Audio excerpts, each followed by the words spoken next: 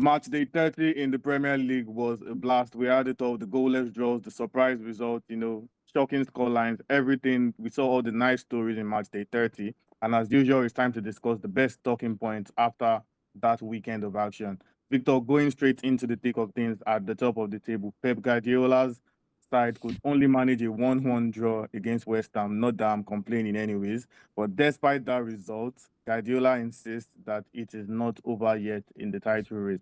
But Victor, do you think City's title push is done after that result?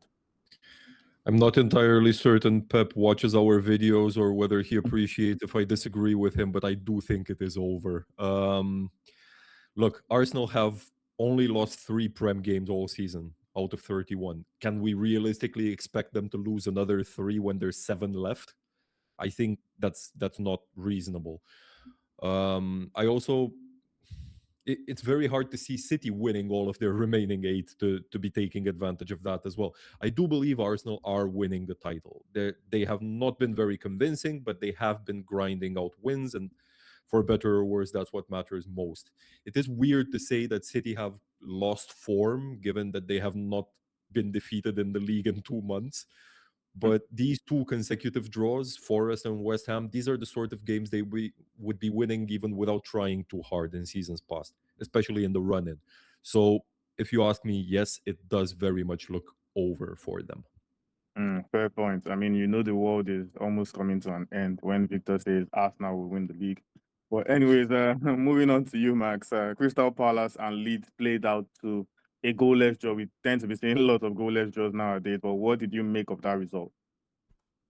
I mean, this is probably the game in this match week when you didn't expect it to be a goalless draw. But when you look at the stats, you see 12 shots from Crystal Palace and none of them on target. And then you end up thinking probably it wasn't. Then you see the missed penalty from Calvert-Lewin, the stupid red card. That game was just a bit of a shit show. But with the result, both teams should be fine because at least they didn't lose and Leeds are making some space from the relegation zone. So this result should be acceptable for both teams, but the game itself wasn't really great, obviously. Fair point. And back to you, Victor. Manchester United beat Aston Villa 3-1 to blow the top 5 race wide open. In your opinion, would you say they were much better or Villa were just so bad? If you said the world's coming to an end because I said Arsenal are winning the title, wait till you hear this. I think United were absolutely great. They kept pushing from start to finish. They created a lot of chances. They looked much more like what Man United should look like as a club, especially at home. They had 16 shots, 6 of them on target. By contrast, Villa had 9 with 2. I don't think Villa were absolutely terrible, but United were much the better team on the day. And I think Michael Carrick has really exposed Amorim for the fraud that he was. All right. And back to you, Max. And once again, we're talking about another goalless draw that happened between Nottingham Forest and Fulham this weekend. Or would you call that a valuable point for Forest, given their situation? I mean, reaching 1 point against Fulham nowadays is a good result, especially for the club that is fighting for relegation. And I didn't say they played much better than Fulham. They had a lot of moments. They even scored, but the goal was chalked off.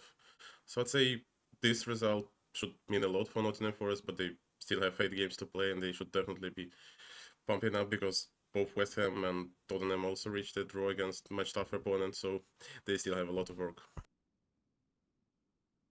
Interesting. And just on a final note for this video, in the question that Victor might be running away from, but yeah, 3 questions in this one, Victor. First off, how much of a big miss was it for Liverpool to share the point with Spurs of all people? Wow. And also, how massive is that point for Spurs in their relegation battle and psychologically as well? And then finally, one of the major talking points was Slot deciding to bench Salah and playing Frimpong on the flank. Was that decision justified? First things first, for Liverpool, it's a terrible result, especially conceding late again for what feels like the millionth time this season. Although I was hoping Richarlison would take off his shirt in celebration because that would have meant Liverpool would score and win. That's what usually happens. In all seriousness, though, absolutely a damaging result, especially because they could have properly taken advantage of Chelsea and Villa losing, could have gone up to fourth, get a bit of confidence and breathing room. To me, it's unacceptable. For Spurs, I don't think this point will mean much in the relegation battle. So they are only 1 point above the line. And honestly, morale wise, I find it hard to believe that this will be the thing that lifts them. Because if you look at their next fixtures, they've got Forest, Sunderland, and Brighton in the Prem. They have not won any of those reverse fixtures. So you don't know what to expect from Spurs. Right now, of course, it's all sunshine and roses and unicorns because they drew against Liverpool. Wait until they lose against Sunderland and Brighton. Hmm. And about Salah, you asked if the benching was justified. I say yes, absolutely. It does need to point out that he has had a huge drop off this season, but he has also been playing quite a different role, much more of a chalk on the boots winger than the inverted role that he's had for all of his career, pretty much for Liverpool. But there's no denying he's been poor all season. There was also the fit he threw in winter as well. Since he is likely to be sold this summer, I think Schlott is probably preparing the team for life after Salah. And if you ask me, that's absolutely the right thing to do. Bold statement. I mean, it's going to be hard to see Liverpool without Salah, but yeah, errors come I'm and go ready at the for end it. of the day. Errors come and go at the end of the day, anyways. But we've still got some more interesting talking points from round 30, and we'll be doing justice to all of that in another video. So stay tuned.